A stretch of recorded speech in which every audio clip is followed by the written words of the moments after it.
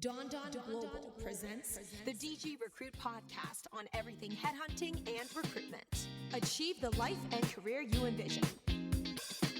What's up, game changers? It's your host, Don, founder of Don Global, the headhunting and career coaching company helping you achieve the life and career you envision. In today's DG Recruit podcast, I'm going to teach you 10 things to negotiate with clients on in a down market in recruitment. In 2020, when there was that pandemic, we not only increased our rate, we became even more selective of which clients we would deal with. And in fact, 2020 was a year that we got rid of a lot of clients that we were no longer happy with because our business took a bit of a growth spurt from 2018 to 2020, where we were like a lot of people and it was just a lot of volume.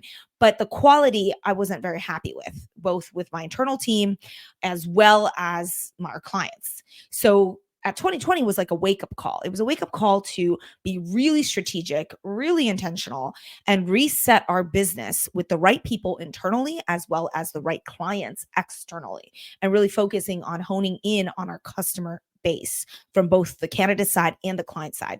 So in down markets, it's a really great time to sort your business out, just shift your business upward so that you're stronger for the rebound. So last year was a phenomenal year. Everything was great. This year was a bit of a slow year, as is natural because that's just what happened.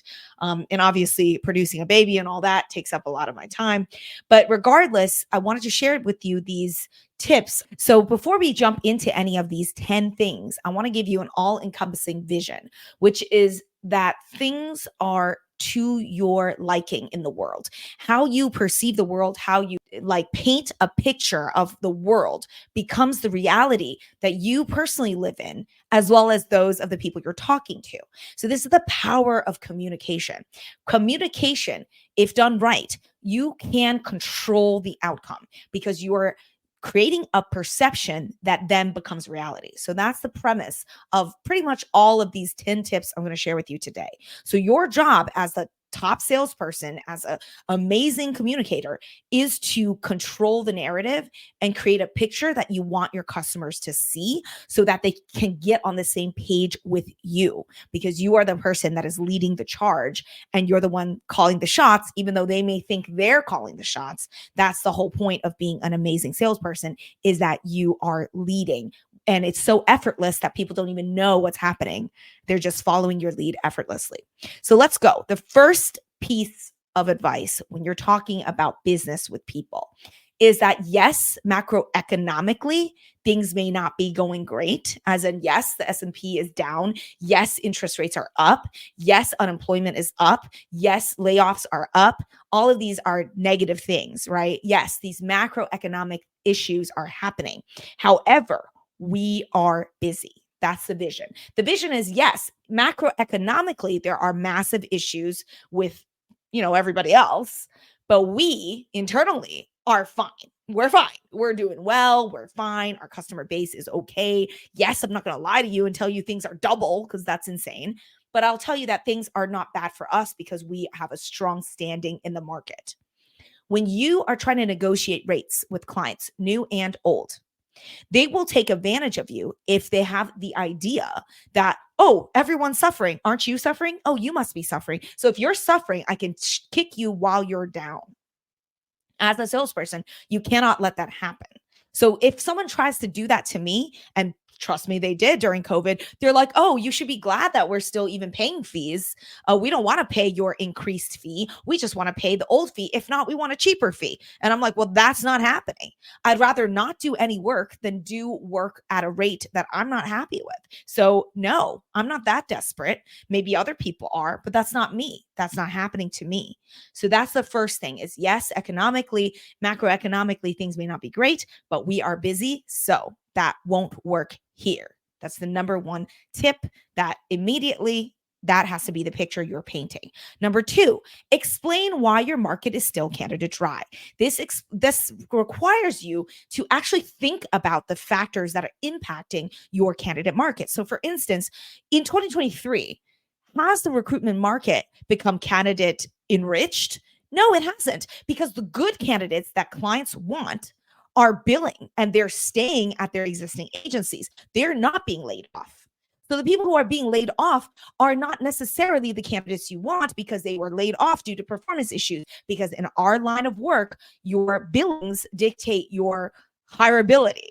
And the people who bill a lot of money, guess what? They have a job. They're not going to be let go anytime soon. In fact, they're busy billing. The people who have been let off, it's no coincidence when you look at their background that they've been here for 8 months, then they're there for 6 months, they've been there for 2 years, and bop, bop, bop, hoppy, hoppy, hoppy. That's not the candidate that clients want to hire through a recruiter. They're not going to pay a headhunter a fee to hire that candidate. So if you want to hire a candidate from me, it's still going to be a very candidate dry situation because the good candidates are still working. They're still hard to move. That hasn't changed. Yeah, economics sucks, but their business is fine, just like ours. Our business is fine. So we're not filing Chapter 11 bankruptcy. Neither are these candidates. They're not being laid off. These top billers are still busy and they're billing. So this is why the market is still candidate dry. This is why you still need a headhunter to come and help you find that next level hire because they're not just lying around freely, right? Explain why your candidate market is still dry. Number 3, related to this point, just because there is a lot of candidate flow doesn't mean they're the right candidate. Explain that. Just because numbers wise, numerically, there are a lot of live bodies out and about in the market, again, doesn't mean that those are the right bodies for you. Those may not be the right hires. Yes, they're available, but they may not be the right hires. So it's a very important concept to explain to your client because they're not thinking that far. They're just going linearly. Oh, there's more candidates available, therefore I can hire more easily. No, you can't, because a lot of those people you don't want to hire anyways. So that's another very important tip. Number 4, your rates should not go down in a down market. And let me tell you why. It's because in an up market, do you then increase your rates all of a sudden? No, because your client would still say, no, how come I have to pay more just because the economy is good? I don't think that's fair. The service hasn't gotten better, right? So again, it doesn't work the other way. So it doesn't work this way, right? If you have an argument that's supposed to work, it's got to work in both ways. In up markets and in down markets, rates should just fluctuate every other year, like the mortgage rate. That's not how recruitment works. Recruitment does not work like the mortgage rates do. We don't follow the interest rates the Federal Reserve sets and impacted by inflation metrics and CPI reports. That is not how recruitment fees work. Recruitment fees work based on the strength of your desk, the strength of you as a vendor. If I'm a top vendor, my rates do not decrease. They will in fact increase because I'm getting better and better at my job. I'm conglomerating. I'm becoming a monopolizing force in my market. So with the years, as the years go on, I, as a top headhunter in a niche field, I'm actually getting more expensive because I know more, I have more connections, I'm more formidable, and I have a bigger market share. So in order to be on my client list, you actually have to pay a premium rate. I'm not going to discount my rate, especially with time passing, with expertise growing. Experienced recruiters do not discount rates. Experienced recruiters, at the very least, stay. You're lucky if they won't raise your rate. And those people, by the way, experienced top producers, have proven themselves. So we have that leg to stand on as well. So if I just did 6 placements with you last year and you want to come for a discount, why are you discounting my 6 placements I made for you last year? How efficient that was. And because it's a worse market today, you're getting the cost savings based on the candidate price. The candidate has now gone on clearance sale, not the recruiter. The service is still the same fee, but the candidate might be willing to go for a little less money because they're a little less aggressive. They're a little bit more rational. So you'll save your money, just not on my fee. I'm not going to change my fee. Just like a contractor. Let me explain to you this wonderful metaphor. My contractor charges XYZ dollars an hour. With Home Depot decreasing their prices, with lumber prices decreasing, my cost to build goes down based on those external factors. But the labor rate of my contractor does not go down. The labor rate of my contractor stays the same, if not increases, depending on how busy he is in this season. If he is now super busy, his rate could possibly increase even in a negative economic down cycle. Do you see what I'm saying? Labor rates do not function the same as, material goods rates. It's just not the same thing. So you can't say, well, hey, the economy's down, you should be cheaper, because it doesn't work when it's on the other side of things. When the economy goes up, you're not paying more, are you? You're not trying to argue the opposite. And also that would just be unbelievably difficult to manage from a contracts perspective. What are we going to do? Every quarter, discuss the rate and like realign it every quarter to make sure it's appropriate? We're not going to do that. Again, with a recruiter's production increasing per year, the rates should increase, if not stay the same. You're lucky if your headhunter doesn't charge you more for their success, because once they're successful with you, then they have a leg to stand on and they have proof. The proof is in the pudding that I'm very efficient. So I'm not going to decrease my rates because clearly I'm useful to you and I've done a really great job. Why should I be penalized for that? No, in fact, I should be rewarded for that in form of higher fees because I'm getting you better and better talent in a more efficient way. I'm saving you time and effort, and I'm a very, very good vendor. Right. So I should be getting a premium, definitely should not be getting a discount under any circumstances. And this is about you selling it. This is about you advocating for yourself. Okay. It's not like given. You have to explain this to clients and get the application done for yourself. Number 5 is recruitment is a premium service for customers with money. So if a customer is like, oh my God, this is a terrible year, I can only afford 15%, the service is not for you. You can't afford the service. Just like, hey, I'm having a bad year, me as a customer, but I want to eat at the steakhouse. Can you discount my steak? No, the steak is still going to be $65, maybe even more because of inflation. So the steak does not get cheaper because you got poorer.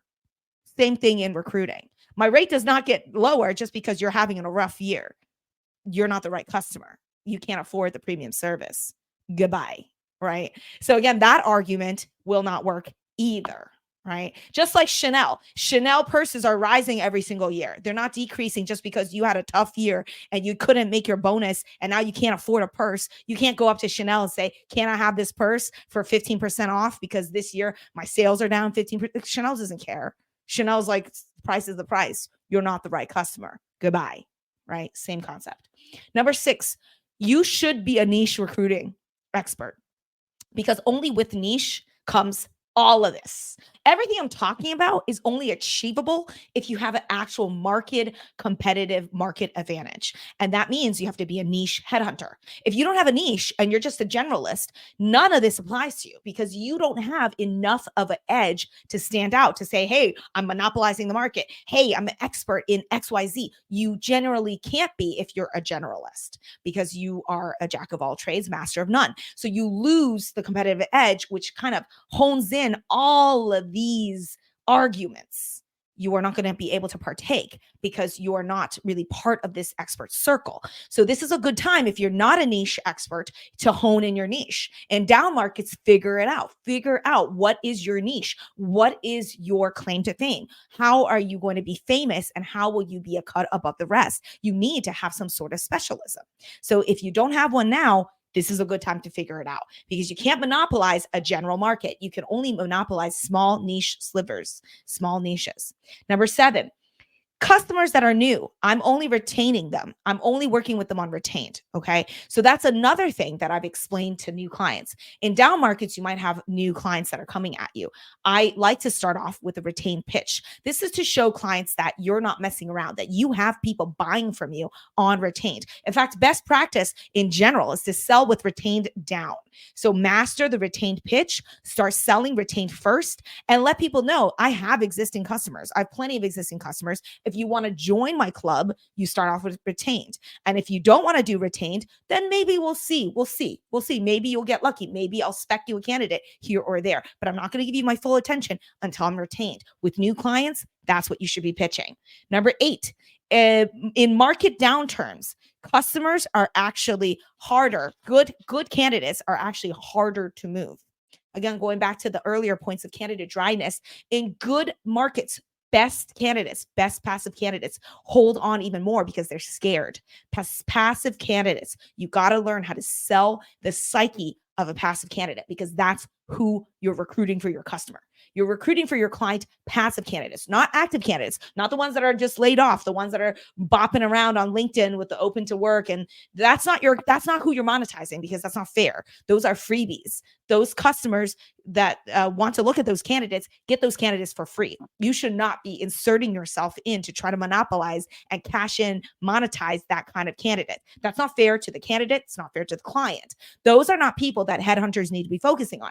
Headhunters are specializing in passive candidates. So focus on the passive candidate pitch and what is impacting your passive candidate market. Number 9, the strong align with the strong. This is the whole point of top headhunters and headhunter services. We don't service the weak and needy. We service the strong, right? So those who are not able to pay a good fee and are struggling, that's not the type of client I want to represent, because that's a red flag to my candidate. My candidate does not want to work at a firm that is financially struggling, so much so that they need to slash vendor, costs. That is not a customer that my top billing, amazing candidate wants to work at. So when a client says to me, I want a cheaper rate, I go, whoa, whoa, whoa. That's not the customer that my candidate wants to work for. My candidate does not want that employer. My candidate wants to work for an enriched company, a well-off company, a company that can accommodate their amazingness, their awesomeness, because my candidate is awesome. And so for my candidate who is awesome and who is well paid and who is highly desirable, they don't want to work with a firm that is struggling, that it needs to squeeze their vendors. That's not the vibe. So I will not do that. That's a red flag to me. It's a red flag to me that you want a 15% fee, that you want a 20% fee, and you think that's being generous, and that's all you can afford. That's a red flag. We don't work with those kind of customers. We work with premium customers. We work with the strong. The strong align with the strong. If you want to be a top headhunter, you don't want to work with weak clients that are nickel and diming, that are having a rough year. That's not your customer demographic. That's not the client I want. I don't want to work with a client that is struggling and that is really cheap and that can't justify a hire and is whiffle and waffling. That's not a great client. I will say no thanks to that, and I will move on and get better clients.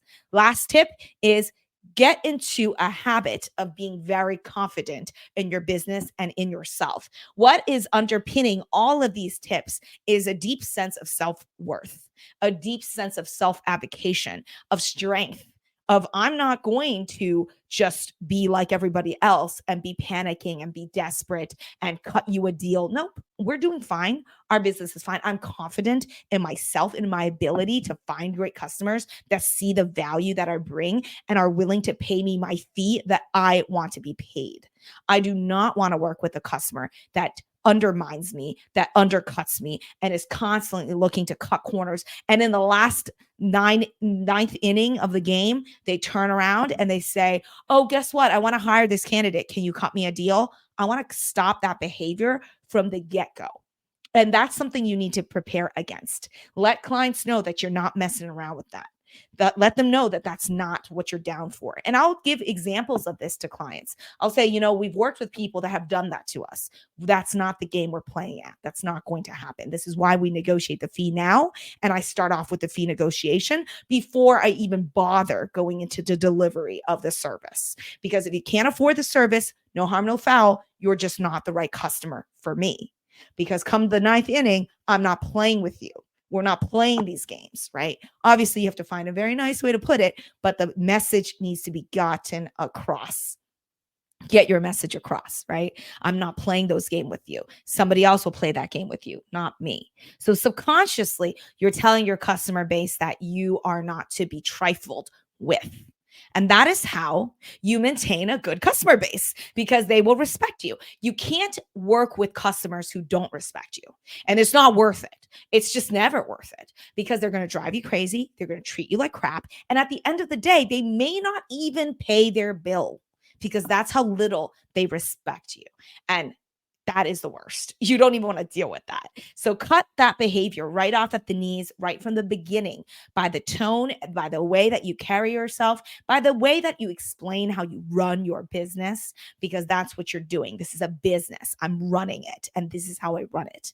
All is fair in love and war. And as much as I like to be liked, I don't want to be taken advantage of. It's riding that line. It's having that line of likability, but firmness, directness, that I am your best friend if we are on the same page and if you respect me. But if you don't respect me, then all bets are off. I'd rather not do business with you point blank. And that's fair. All real business people understand that that's very reasonable.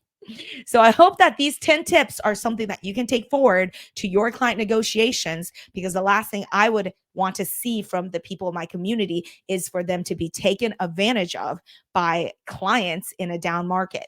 And I'm telling you, this is how you prevent that from happening. So best of luck. Let me know how it goes. I can't wait to hear your wins and your successes from deploying these strategies.